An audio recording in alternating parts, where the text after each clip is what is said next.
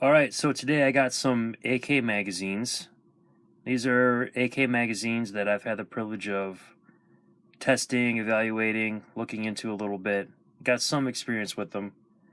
Oddly enough, this one right here I have the least amount of experience with. I actually need to buy some ammo, borrow a friend's AK if I can, and do some more work with this one. This one is a Korean magazine.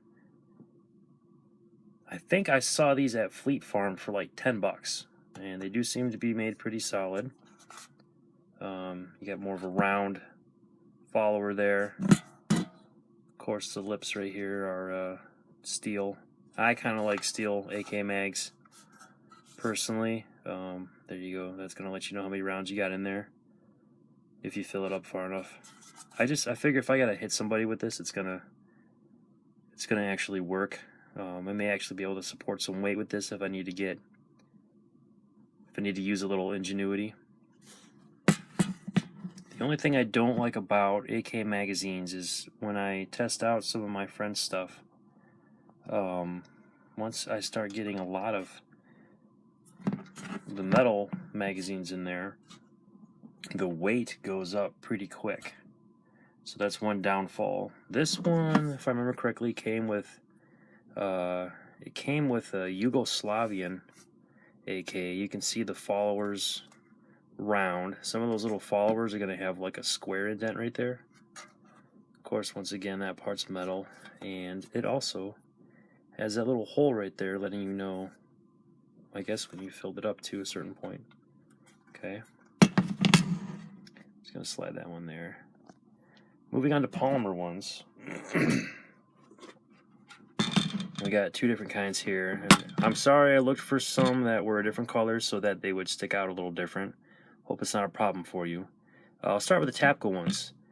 I have noticed, because I have actually had years of experience with AK-47 variants, some folks I know would leave these loaded, and then when they went to use them, basically the magazine would not do its job. The springs would wear out. I've also seen it where they've gotten kind of dirty and they don't want to work. So that is my experience with these Tapco magazines. They are cheap if you take care of them. If you don't keep them loaded up, they should last a while. In my experience, as long as that's what's happening, there's not a lot of malfunctions with these. I have heard some people complain about this part of a polymer magazine breaking off. And of course, there's no indicator as to when you've hit that certain point in the magazine capacity. Bottom is still metal, and yeah, that one's got kind of a different shape follower. In my experience, the smoothest AK magazine so far are these P mags. For some reason, I just haven't had really any malfunctions with these magazines like I have other AK magazines. It's polymer, so of course that part there is polymer. The bottom is polymer, but you can take it apart pretty easily, and it's good for cleaning. Okay, nice and light. I like the grip on it. And then this one's got a square shaped kind of indent there on the follower.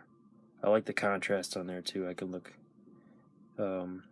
inside kind of the chamber or whatever, and see that it's a nice good contrast.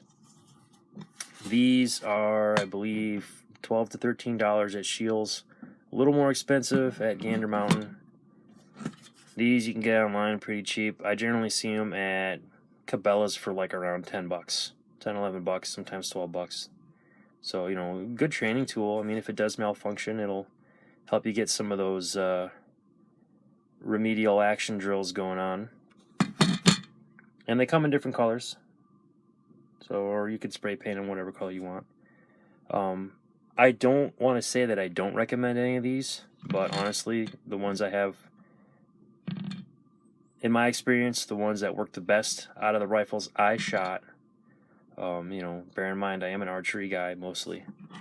These P mags were actually pretty dang cool. So, all right, feel free to leave a comment. Please no swearing or getting angry or anything like that. Just be cool, be honest, and thanks for tuning in. Take care.